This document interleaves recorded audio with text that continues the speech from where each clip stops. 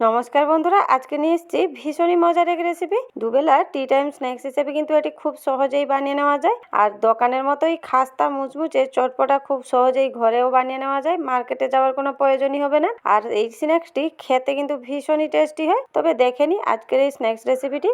আজকের এই স্ন্যাক্স রেসিপির জন্য এখানে 2 চামচের মতন আমি ছানা নিয়েছি। ঘরেই এই ছানাটি আমি তৈরি করে নিয়েছি, আপনারা চাইলে মার্কেট থেকেও নিতে পারেন। এরপর তাতে দিয়ে দিব 1 বাটি ময়দা। ময়দার বদলে আপনারা আটা দিয়েও বানিয়ে নিতে পারেন। আর স্ন্যাক্সটা যাতে খাস্তা মুচমুচে হয় তার জন্য এখানে 2 চামচের মতো আমি চালের গুঁড়া নিয়েছি। চালের গুঁড়ার বদলে একটু সুজিকে গ্রাইন্ডিং করেও দিতে পারেন। এরপর পরিমাণ মতো লবণ দিয়ে সবকিছু কিন্তু খুব ভালোভাবে মিশিয়ে নিতে হবে। যেহেতু ছানা একটু দেলা থাকে তাই খুব ভালোভাবে ঘষে ঘষে কিন্তু মিশিয়ে নিতে হবে। এখানে সব কিছু দেখুন ভালোভাবে আমি মিশিয়ে নিয়েছি। এরপর নর্মাল জল দিয়ে মাখিয়ে নিব।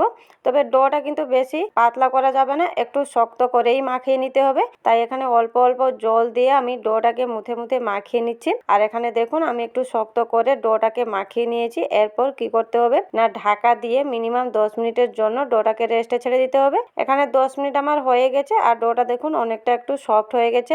এরপর আবারও 10 মিনিট ধরে ডোটাকে মুথে নিতে হবে। এর ফলে স্ন্যাক্সটি খুবই খাস্তা মুচমুচে হবে। এখানে আমি 10 মিনিট ধরে ডোটাকে খুব ভালোভাবে মুথে নিয়েছি। আর ডোটা দেখুন এইরকম একটু শক্ত রাখতে হবে। এরপর কি করতে হবে না, ডোটাকে একটু রোল করে নিয়ে রুটির মতো ছোট ছোট লেচি কেটে নিচ্ছি।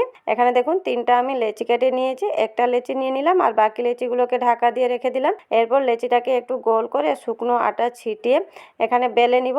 আর বেলার সময় ধ্যান রাখতে হবে রুটিটাকে যতটা সম্ভব পাতলা করে বেলা যায় বেলতে হবে। এখানে যতটা পাতলা হবে তত কিন্তু স্ন্যাক্সটি ভালো হবে। আর এখানে দেখুন অনেক বড় করে খুবই পাতলা করে আমি রুটিটাকে বেলে নিয়েছি। এরপর কি করব না, রুটিটার চারধারে ছুরি দিয়ে সমানভাবে কেটে নিব আর একটা চৌকো শেপ দিয়ে নিব। এখানে কিন্তু আপনারা আপনাদের পছন্দের শেপ দিয়ে কেটে নিতে পারেন। এখানে আমি একটু চৌকো করে কেটে নিচ্ছি। প্রথম রুটিটাকে আমি এইভাবে কেটে নিয়েছি আর দেখুন পাতলাটা ঠিক এইভাবেই রেখেছি। এইরকমই কিন্তু পাতলা রাখতে হবে। এরপর কি করব না, সবগুলো পিসগুলো তুলে একটা প্লেটে রেখে নিব। আর কিন্তু একটু ছেড়ে ছেড়ে রাখতে হবে একে অপরের গায়ে যাতে লেগে না যায়, নাহলে হয়তো জুড়ে যেতে পারে। এখানে দেখুন একটা রুটিকে কেটে আমি রেডি করে নিয়েছি। এরপর আবারও একটা রুটি বেলে চারধার কেটে নিয়েছি আর একইভাবে এখানে আবারও কেটে নিব। আপনারা আপনাদের পছন্দে কিন্তু এখানে কেটে নিতে পারেন। আর একইভাবে 3টা যে লেচি কেটেছিলাম তা থেকে কিন্তু স্ন্যাক্স গুলো কেটে রেডি করে নিব। এখানে দেখুন 3টা লেচি থেকে আমি স্ন্যাক্স গুলো রেডি করে নিয়েছি। আর ফ্রাই করার জন্য এদিকে আমি তেল দিয়েছিলাম। তেলটাকে প্রথমে হাই ফ্লেমে গরম করে ফ্লেমটাকে লো করে নিতে হবে। আর তেলটা ঠিকঠাক গরম হয়েছে কিনা এইভাবে কিন্তু একটা ফেলে দেখে নিতে পারেন। এখানে দেখুন তেলটা ঠিকঠাক গরম হয়ে গেছে, দেওয়ার সাথে সাথেই কিন্তু ফুলে যাচ্ছে। এরপর বাকিগুলো দিয়ে দিব।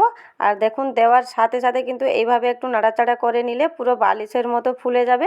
একটা দুটো হয়তো মিস যাবে কিন্তু বাকিগুলো সব ফুলবে। আর দেখুন সাথে সাথেই কিন্তু লাল হয়ে যাবে। তাই হাই ফ্লেমে তেলটাকে গরম করে নেওয়ার পর কিন্তু ফ্লেমটাকে লো করে নিতে হবে। আর এইভাবে একটু উল্টে পাল্টে হালকা করে একটু লাল করে ভেজে নিতে হবে। এই দেখুন এগুলো ভাজতে কিন্তু বেশি সময় যায় না, খুবই কম সময়ের মধ্যে হয়ে যায়। আর দেখুন প্রথম ধাপে কিছুটা আমি ভেজে নিয়েছি। এরপর একইভাবে বাকিগুলোকে দিয়েও ভেজে নিব। আর দেওয়ার সাথে সাথে দেখবেন খুব সুন্দরভাবে ফুলে যাবে আর খুব কম সময়ের মধ্যে এরকম হালকা একটু লাল হয়ে ভাজা হয়ে যাবে। এখানে একইভাবে সব কটা আমি ভেজে নিয়েছি। আর দেখুন দেখতে কতটা সুন্দর লাগছে, খুবই খাস্তা মুচমুচে হয়। এইভাবে ভেজে অনেকদিন স্টোর করেও রাখতে পারেন, বাচ্চাদের ছোটোখাটো খিদেতেও দিতে পারেন।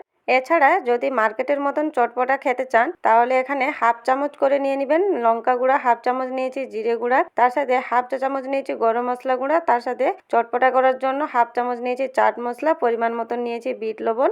এখানে মশলাটা আপনারা আপনাদের পছন্দে করে নিতে পারেন। মশলাটা এখানে রেডি হয়ে গেছে। এরপর ওই ভাজা স্ন্যাক্সগুলোতে মিশিয়ে দিলেই চটপটা মার্কেটের মতোই স্ন্যাক্সগুলো রেডি হয়ে যাবে। এইরকম স্ন্যাক্স বানিয়ে যদি বাচ্চাদের দেওয়া যায় তাহলে খুবই হেলদি হবে আর মার্কেটে আনার কোনো প্রয়োজনই হবে না। বাচ্চারা মন ভরে খাবে। এমনকি টি টাইম স্ন্যাক্স হিসেবেও এটি ব্যবহার করতে পারেন। আর এগুলো খুবই খাস্তা মুচমুচে চটপটা টেস্টি হয়। বন্ধুরা আজকের আমার এই স্ন্যাক্স রেসিপিটি কেমন লাগলো কমেন্ট বক্সে অবশ্যই জানাবেন। ভিডিওটি ভালো লাগলে লাইক শেয়ার করে দিবেন। নমস্কার বন্ধুরা, ভালো থাকবেন।